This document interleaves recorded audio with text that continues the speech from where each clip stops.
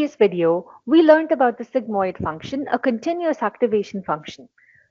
Are there other alternatives to the threshold function, Dr. Murthy? Another extremely popular activation function is called tanh function. It almost looks like sigmoid function with one difference. Let me get a PNG file, that way I can cut and paste easily. This I need values put somewhere. Huh. This one may be good. Yeah.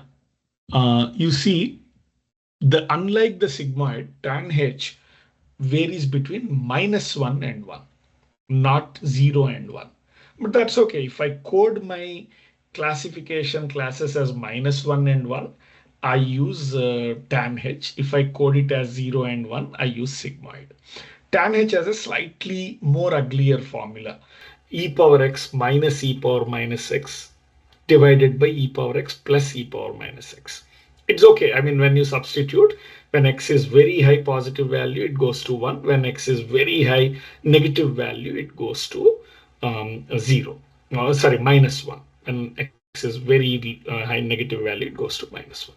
So, tanh is another very popular activation choice.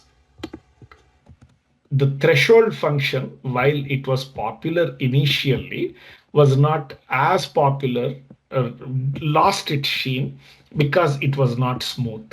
Whereas these two guys became really the workhorses for a long time.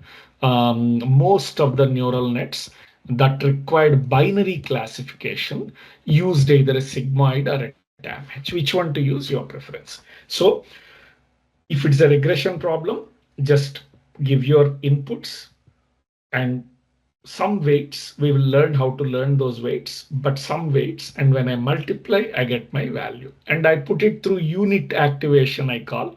Essentially, I don't do anything. I'll just publish the result.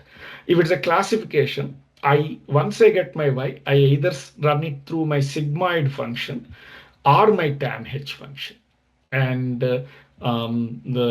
then the values will be either 0 or 1 or -1 or 1.